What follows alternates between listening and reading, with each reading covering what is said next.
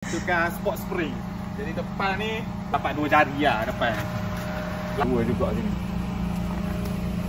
Spring Gap SP series. Okay, kita ada buku manual. Lepas tu ni spring dia. Dan ni 4 biji ni. Okay, dalam tu ada 2. Okay, ni absorber kita. Ada absorber belakang 2 sepasang. Okay, ni adalah keadaan asal guna spring standard. Belakang 5 jari, depan pun 5 jari. Okay, jom kita pergi bengkel.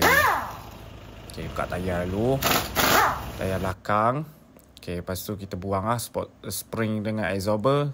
Ganti absorber baru, masuk spring baru. Masuk tayar balik. Okay, lepas tu kita buat yang depan pula. Okay, guna absorber lama warna putih tu. Okay, masukkan. Okay, siapkan, pasang balik. Kemudian okay, kita hampir. Okay, done. Turunkan kereta. Okay, check dulu. Okay, kita dapat lebih kurang 2 jari lah. Saya 195-55 R15. Guna rim Alza warna grey. Depan dapat cun-cun 2 jari.